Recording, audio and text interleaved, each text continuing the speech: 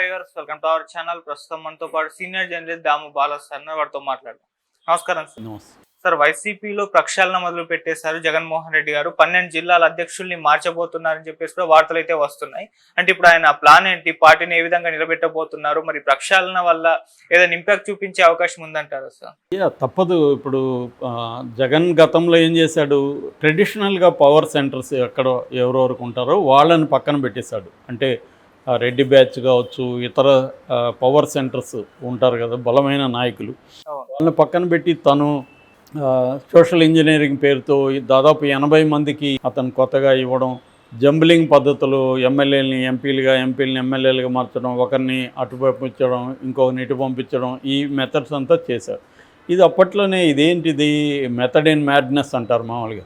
అట్లాగా ఇది ఏం జరగట్లేదు, విచిత్రంగా ఉంది అనేది ఉండవల్లి అరుణ్ కుమార్ లాంటి వాళ్ళు కూడా ఓపెన్గానే విమర్శించారు. ఇది ఖచ్చితంగా జగన్ క్యాంటీ అవ్వచ్చు అని. సో అది అయ్యింది. ఎప్పుడైనా కూడా ట్రెడిషనల్ పాలిటిక్స్లో గ్రౌండ్ రియాలిటీ ఏంటంటే, సడన్గా నువ్వు సోషల్ ఇంజనీరింగ్ పేరుతో అక్కడున్న బలమైన నాయకత్వాన్ని పక్కన పెట్టి వేరే వాళ్ళకి వస్తే అది ప్రాబ్లం. మామూలుగా ఇప్పుడు రిజర్వేషన్ విషయంలో కూడా మనకి చూస్తే ఎస్సీలను పెట్టినా కూడా అక్కడున్న కమ్మానో, రెడ్డినో, లేకపోతే కాపు, ఈ నాయకులే డామినెంట్గా ఉంటారు. అందుకని మనకి ఎస్సీ లేదా ఎస్టీ ప్రజాప్రతినిధులు ఒక్కొక్కసారి తిరగబడి ఏడ్చి అది చేసి నేను ఉన్నాను కానీ ఈ నాయకుడే చేస్తున్నాడు అని, ఈవెన్ వైసీపీలో కూడా పెద్దిరెడ్డి మీద ఇదే ఆరోపణలు చేశారు కదా. పోతలపట్టు బాబు వీళ్ళందరూ కూడా చేసింది ఏంటి, మేము పేర్కొన్నాము కానీ అంతా ఆయనే చేశాడు. ఖచ్చితంగా చిత్తూరు జిల్లా అంటేనే పెద్దిరెడ్డి రామచంద్రారెడ్డి హవా. అక్కడ ఏ ఎమ్మెల్యే ఉన్నా, నిజానికి రెడ్డి ఎమ్మెల్యేలు ఉన్నా కూడా ఆయనదే హవా. అలాగా ఒక డామినెంట్ ఫోర్సులు ఉంటారు, వాళ్ళని పక్కన పెట్టేశాడు జగన్. దాని ఫలితం అతను అనుభవించాడు. ఎందుకంటే ఓట్లు వేసే వాళ్ళు ఉన్నా కూడా వేయించడం శక్తులు కావాలి. ఎప్పుడైనా ఆర్గనైజ్ చేయగలగాలి, వాట్ల ఓట్లను తీసుకొచ్చి వేయించే వాళ్ళు కావాలి. ఆ వేయించే వాళ్ళను జగన్ పక్కన పెట్టి వాలంటరీ వ్యవస్థ మీద నమ్ముకున్నాడు. ఇది గత 2-3 ఏళ్ళ నుంచే వైసీపీలో చాలామంది నాయకులు చెబుతున్నారు కానీ జగన్ చెవికి ఎక్కలేదు. జగన్ చెవికి చేరింది కూడా తక్కువే. చేరినప్పుడు కూడా అతను తన పాలసీలకి, తన ప్లాన్లకి ఎవరైనా నెగటివ్ చెప్తే దాన్ని వినడానికి అతను ఇష్టపడలేదనేది ఇప్పుడు బయటకు వస్తున్నాయి అన్నీ. సో ఈ కాంటెక్స్ట్లో ఇప్పుడు జగన్కి నిజానికి అతని లైఫ్లోనే అతిపెద్ద క్రైసిస్ ఇది. దీన్ని ఎదుర్కోవడం చాలా కష్టం. ఎందుకంటే గతంలో 2014 నుంచి 19 వరకు జగన్కు మోడీ అండ ఉనింది. ఎంతో కొంత మోడీ డైరెక్ట్గా జగన్ మీద యాంటీగా లేడు. సో బ్యాలెన్స్గా వెళ్తున్నాడు మోడీ. అందుకని మోడీ అండ ఉన్నది కాబట్టి చంద్రబాబు కూడా జగన్ని అరెస్ట్ చేయడానికి అప్పుడు సాహసం చేయలేదు. ఇప్పుడు ఏమైంది, రెండోది అప్పుడు చంద్రబాబుకి నేషనల్ లెవెల్లో చంద్రబాబు మీద డిపెండ్ అయిన ఎన్డీఏ గవర్నమెంట్ లేదు, బీజేపీకే మంచి మెజార్టీ ఉంది కాబట్టి ఇబ్బంది లేదు. తర్వాత పరిస్థితి ఏమైంది, తనకే అధికారం వచ్చింది. తను ఒక 30 ఏళ్ళు ఉంటానని నమ్మినట్టున్నాడు జగన్. అందరూ నమ్మిచ్చారు, జగన్ కూడా నమ్మాడు, నేను మళ్ళీ వస్తాను అధికారంలోకి, ఎందుకంటే నేను బ్రహ్మాండంగా పథకాలని అప్పులు తీసు నానా బాధలు పడు పథకాలని ఖచ్చితంగా అమలు చేశాను కాబట్టి నాకు మళ్ళీ స్థిరమైన మొత్తం ఓట్లలో ఒక 4 కోట్ల మంది ఓటర్లు ఉంటే 2 కోట్ల మంది ఓటర్లకి నేను ఏదో ఒక రూపంలో లబ్ధి చేర్చాను కాబట్టి ఆ 2 కోట్లు ఖచ్చితంగా నా అకౌంట్లో పడతాయని నమ్మాడు. ఇది గ్రౌండ్ రియాలిటీకి భిన్నంగా ఉంది. అది చాలామంది చెప్పారు కానీ అది జగన్ వినలేదు. సో ఇప్పుడు నిజానికి అతిపెద్ద క్రైసిస్. ఎందుకంటే Chandrababu more powerful than 2014 and 19. అప్పటికంటే ఇప్పుడు పవర్ఫుల్. ఎందుకు పవర్ఫుల్ అంటే ఆబ్వియస్, మోడీ చంద్రబాబు మీద ఆధారపడి అక్కడ ప్రభుత్వాన్ని నడుపుతున్నాడు కాబట్టి ఖచ్చితంగా చంద్రబాబు పవర్ఫుల్. ఇక్కడ కూడా ఆయనకి అబ్సల్యూట్ మెజార్టీ వచ్చింది. ఆయనకి పవన్ కళ్యాణ్ కానీ బీజేపీ వాళ్ళు కానీ అడ్డు చెప్పే పరిస్థితిలో లేదు. మనం పవన్ కళ్యాణ్ చూస్తే ఆయన మౌన మునిలాగా తన పని తను చేసుకుపోతున్నాడు. అసలు ఆయన నోరుందా లేదా కూడా మర్చిపోయినట్టుగా ఎక్కడ మాట్లాడట్లేదు. ఆయన ఏదో తన తన సమీక్షలు అంతవరకు పర్ఫెక్ట్గా తను చేసుకుంటూ వెళ్తున్నాడు. కాబట్టి చంద్రబాబుకి ఇంకా వేరే రకమైన వ్యతిరేకత లేదు. ఎందుకంటే మోడీ చంద్రబాబు మీద డిపెండ్ అయి ఉన్నాడు కాబట్టి ఇక్కడ రాష్ట్ర బీజేపీ కూడా సైలెంట్గా ఉంది. సో ఈ కాంటెక్స్ట్లో చంద్రబాబుని ఎదుర్కోవాలంటే జగన్కి చాలా చాలా కష్టం. ఇప్పుడు అతను ముందున్న కర్తవ్యం ఒకటేమో మోడీతో మంచిగా ఉండడం, రెండోదేమో ఇక్కడ పార్టీ నాయకుల మీద మల్టీఫోల్డ్ దాడులు జరుగుతున్నాయి. ఒకటి అరెస్టులు చేయడం, పెద్ద నాయకుల్ని జైళ్ళలో పెట్టడం, ఆల్రెడీ అది స్టార్ట్ అయింది. మోహిత్ రెడ్డిని కేసులు పెట్టారు, తర్వాత నాగార్జున యాదవ్ మీద పెట్టారు, ఇప్పుడు వల్లభనేని వంశీని వెతుకుతున్నారు, ఆల్రెడీ లేలా పిరెడ్ లాంటి వాళ్ళ మీద కేసులు పెడుతున్నారు. ఇలాగ రకరకాల కేసులు తీసుకురావడం. అట్లాగే జగన్ మీద కూడా కుంభకోణాలను బయటికి తీసుకువస్తున్నారు. లిక్కర్ స్కామ్ పెద్ద ఎత్తున రాబోతుంది. మిగతా స్కాములు కూడా జగన్ మీద కూడా వస్తున్నాయి. ఇది ఒకవైపు, అంటే లీగల్ ఫ్రేమ్వర్క్లో వీళ్ళని ఇరికిచ్చి వేధించడం అనేది ఒకవైపు.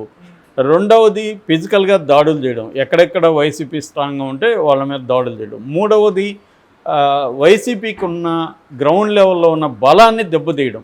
అంటే జడ్పీటీసీలు కావచ్చు, ఎంపీటీసీలు కావచ్చు, ఇదంతా వైసీపీకి స్థానిక ఎన్నికల్లో పెద్ద ఎత్తున బలం వచ్చింది. దాన్ని ఇప్పుడు దెబ్బతీస్తున్నారు. కుప్పంలో మనం చూసాం, పెద్ద ఎత్తున వాళ్ళంతా వచ్చి కౌన్సిలర్లు, ఎంపీటీసీలు తెలుగుదేశంలో చేరారు. ఈ నెట్వర్క్ని బ్రేక్ చేయడం. అట్లాగే వాలంటరీ వ్యవస్థ వైసీపీకి స్ట్రాంగ్గా ఉండేది, దాన్ని కంప్లీట్గా నడుము విరగ్గొట్టేశారు. ఇట్లాగా కింది స్థాయి వరకు వైసీపీ పార్టీ నెట్వర్క్ని దెబ్బ కొట్టేయడం. ఇది చంద్రబాబు ప్రభుత్వం ఒక ప్లాన్ ప్రకారం వైసీపీని మల్టీ ఫోల్డ్ అప్రోచ్లో అటాక్ చేసుకుంటూ వెళ్తూ ఉంది. దీన్ని ఇప్పుడు జగన్ రివర్స్లో డిఫెన్స్ ఎట్లా గేమ్ ఆడాలి, జగన్కి డిఫెన్స్ కంటే అఫెన్స్ ఆడడమే వచ్చు, డిఫెన్స్ ఆడడం అంత రాదు. ఇప్పుడు డిఫెన్స్ ఆడాలంటే జగన్ సరిపోదు, తన బలం సరిపోదు. ఎందుకు తను ఏదైతే ఇంతకుముందు విస్మరించి పక్కన పెట్టాడో వాళ్ళందరినీ మళ్ళీ తీసుకురావాలి. సో ప్రతి చోట కూడా గట్టిగా తెలుగుదేశం కేడర్కి ఢీకొని నిలబడే నాయకత్వానికి బాధ్యతలు అప్పగించాలి. అలాగా ఇప్పుడు 26 జిల్లాల్లో కూడా మొత్తం వైసీపీ ప్రక్షాళన జరుగుతుంది. ఎందుకంటే చాలా జిల్లాల్లో కార్యదర్శులు ఎవరు, లేకపోతే జిల్లా ఇన్ఛార్జీలు ఎవరు అనేది ఇప్పుడు లేకుండా పోయింది, సైలెంట్ అయిపోయింది నాయకత్వం. ఫర్ ఎగ్జాంపుల్ రోజా ఉంది నగర్లో, రోజా ఉందా లేదా ఎవరికి తెలియదు. చెన్నైలో ఉందంటున్నారు, ఆమె నియోజకవర్గానికి సరిగా రావట్లేదు, ఆమె గ్రామాల్లో తిరగట్లేదు, ఇవేవి చేయట్లేదు రోజా. ఒక రోజా అనేది ఎగ్జాంపుల్ చెప్పాను మా నియోజకవర్గం కాబట్టి. చాలా చోట్ల ఇదే పరిస్థితి, వైసీపీ వాళ్ళు యాక్టివ్గా లేరు. సో ఇప్పుడు యాక్టివ్గా ఉండాలి, బలమైన వాళ్ళని పెట్టాలి అక్కడ, వాళ్ళు కేసుల్ని తట్టుకోవాలి, దాడులను తట్టుకోవాలి. ఆర్థిక ప్రయోజనాల మీద కూడా చంద్రబాబు దెబ్బ కొడతాడు, ఆర్థిక వనరుల మీద దెబ్బ కొడతాడు. ఆర్థిక వనరుల్ని వీళ్ళు జగన్ సపోర్ట్ చేయాలి. అట్లాగే వాళ్ళు కూడా దెబ్బ కొట్టినా కూడా తట్టుకునే బలం ఉండాలి వాళ్ళకి. సో బలం ఉండాలంటే కేవలం ఆంధ్రప్రదేశ్లో కాకుండా వేరే చోట్లంతా కూడా వాళ్ళ ఆర్థిక నెట్వర్క్ అనేది ఉంటేనే తట్టుకోగలుగుతారు. సో ఓన్లీ ఆంధ్రప్రదేశ్లో ఉంటే దాన్ని దెబ్బ కొట్టగలుగుతాడు చంద్రబాబు. కర్ణాటక, తమిళనాడు ఈ చోట్లంతా కూడా ఉండగలిగితే దాన్ని దెబ్బ కొట్టడం కష్టం. కాబట్టి ఆ వనరులను ఉపయోగించుకొని ఇక్కడ ఫైట్ చేయగలుగుతారు. పోలీసులు ఫైనల్గా అధికార పార్టీ చెప్పినా విన్నా కూడా డబ్బులు ఇస్తే పనులు అవుతాయి. పోలీసు దగ్గర కానీ, రెవెన్యూ కానీ, వివిధ సెక్షన్లో నీ దగ్గర డబ్బులు ఉండి చేయగలగాలి. సో వాళ్ళ అధికారంతో కొడితే నువ్వు డబ్బుతో కొట్టగలగాలి.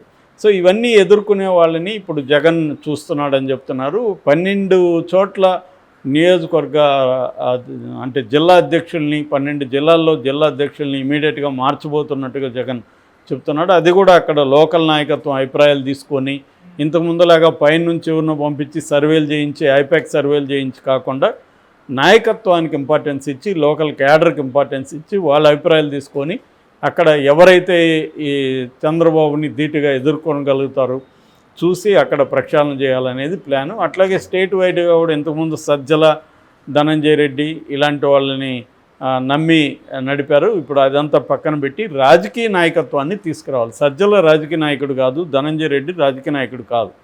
రాజకీయ నాయకత్వాన్ని తీసుకొస్తే వాళ్ళ శక్తి అనేది పార్టీకి యాడ్ అవుతుంది. ఇప్పుడు ఏంటంటే ఇప్పటి వరకు జగన్ వర్సెస్ జనం అనుకున్నాడు. నా శక్తి, నా పవరు, నా గ్లామరు మీకు ఉపయోగపడుతుంది, నా పేరు చెప్తే ఎవడన్నా గెలుస్తాడని జగన్ నమ్మాడు. అది రాంగ్ అని ప్రూవ్ అయింది. కాబట్టి ఇప్పుడు అక్కడ ఉన్న లోకల్ నాయకత్వం సపోర్టు, వాళ్ళ ఇది శక్తి యాడ్ అవ్వాలి జగన్కి. అలాంటి ఒక నెట్వర్క్ని ఇప్పుడు జగన్ ప్లాన్ చేస్తున్నాడు. అది మంచిదే, కరెక్టే. అది కాకపోతే అది ఎంతవరకు జగన్ సక్సెస్ అవ్వగలుగుతాడు అనే దాని మీద డిపెండ్ అయింది జగన్ సర్వైవల్.